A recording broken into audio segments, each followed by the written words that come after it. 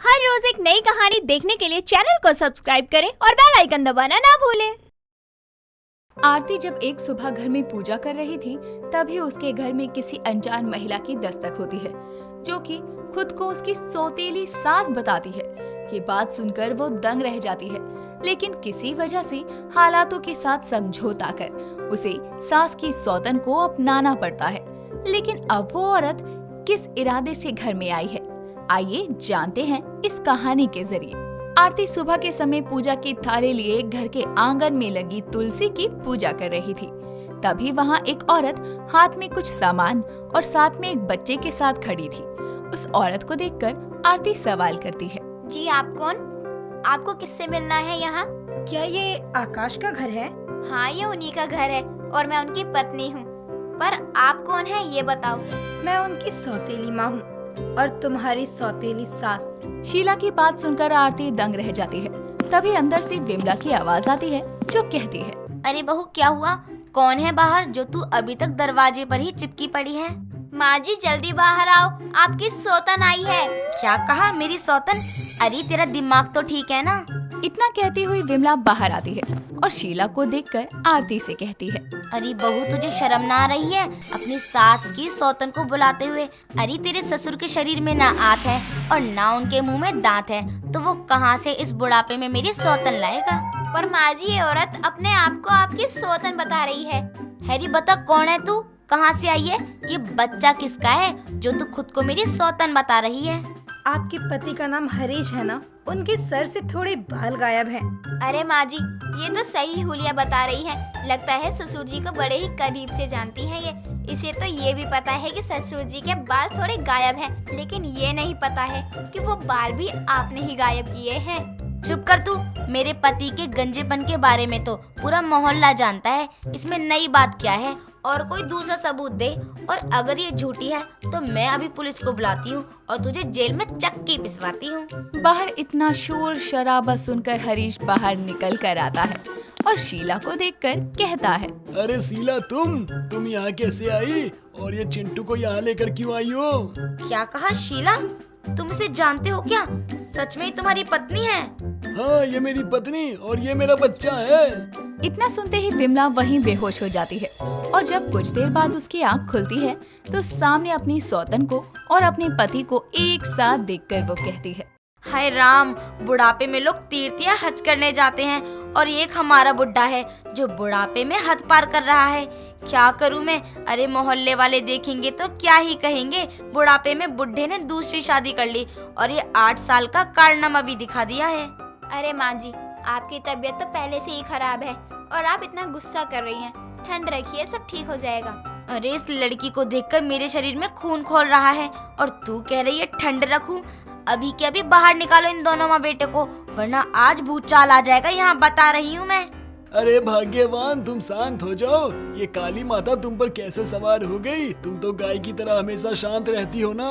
ये सारा रायता भी तूने ही फैलाया है। ए बहू, तू सबसे पहले इन्हें बाहर कर और फिर इन 2 नमूनों को भी। अरे माँ जी, इतना हल्ला मत कीजिए, सब सुन लेंगे और उन्हें पता चल जाएगा हमारे घर सास की सौतन आई है तो लोग थू थू करेंगे हमारे परिवार पर। ये देखो ना बिमला, हमारी बहू कितनी समझदार है, कितनी समझदारी वाली बात कर रही है। ओ थैंक यू ससुर जी, मैं तो बचपन से ही समझदार हूँ, बस ये आप लोगों ने अब नोटिस किया है। अरे तुम दोनों अपना चपड़ चपड़ बंद करो और इन दोनों माँ बेटों को मेरी नजरों से दूर ले जाओ।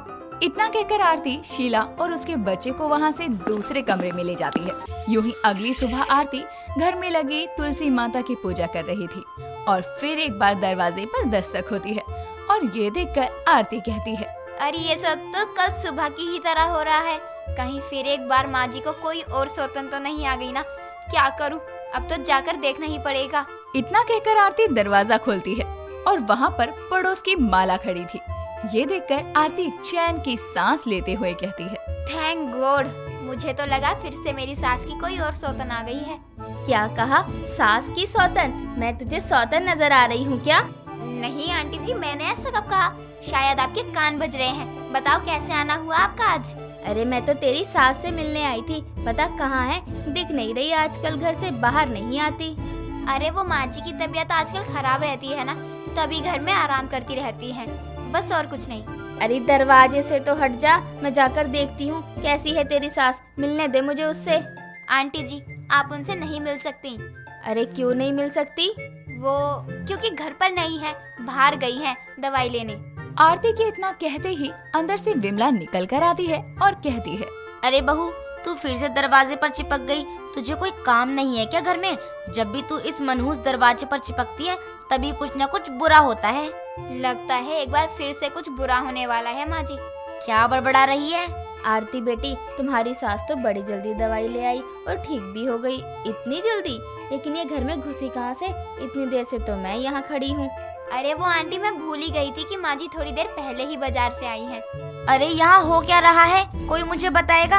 अब आरती विमला को सारी बात कान में बताती है और उसे ये भी समझाती है कि अगर माला को उसकी सास की सौतन घर आने वाली बात पता चल गई तो वो पूरे मोहल्ले को ये बात बता देगी।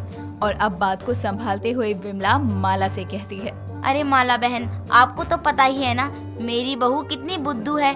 उसे ये ही नहीं मालूम रहता कि इस घर में कौन आ रहा है और कौन जा रहा है।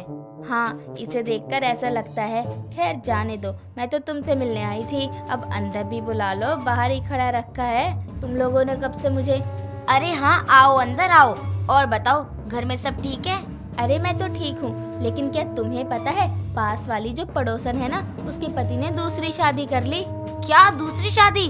अरे ये तो गलत किया। दोनों घर में बैठकर बातें कर रहे थे कि तभी वहाँ पर विमला का पति हरीश भी आ जाता है और उसे देखकर शीला का बेटा चिंटू पापा पापा बोलकर उसके पास चला जाता है। और ये देखकर माला हैरानी से विमला से कहती है, अरे विमला बहन, ये बच्चा कौन है? इसे तो मैंने पहली बार ही यहाँ देखा है। और ये भाई साहब को पापा क्यों कह रहा है? अरे माला बहन, वो मेरी दूर की बहन आई हुई है ना, तो ये उन्हीं का बेटा है। और तुम्हें तो पता ही है ना, आजकल के बच्चे मस्ती मजाक में बोल ही देते हैं कुछ भी। हाँ सही कह रही हो तुम। वैसे मुझे भी तो मिलवाओ अपनी बहन से। अरे तुम क्या करोगी मिलकर उनसे? वो ज्यादा ही किसी से नहीं मिलती है। वो घर में अकेले रहना ही पसंद करती है। अरे ऐसे भी क्या अकेला रहना, एक बार बुलाओ तो सही। वो क्या है ना आंटी जी, वो बाजार से कुछ सामान खरीदने गई है, शाम तक ही वापस आएंगी। वो जैसे ही आएंगी ना, मैं खुद उनके साथ आपके घर आऊंगी उन्हें आपसे मिलवाने। आरती के इतना कहते ही वहाँ पर शीला चिंटू को आवाज देते हुए बाहर आती है और फिर से सब आरती का मुंह देखने लगते हैं। और शीला को देखकर माला कहती है, अरे शीला, तू यहाँ क्या कर रही है? तुझे तो मैं बड़े ही दिनों बाद देख रही हूँ। अरे माला, मैंने भी बहुत दिनों बाद ही देखा है तुम्हें। पर तुम यहाँ क्या कर रही हो? ये मेरा ससुराल है, मैं हरीश जी की दूसरी पत्नी हूँ। क्या कहा? तुम विमला की सौतन हो? गई भैंस पानी में। अब तो ये माला राग माला जपनी की तरह मेरी सौतन की माला पूरे मोहल्ले में जप डालेगी। शीला की बात सुनकर माला हैरान थी।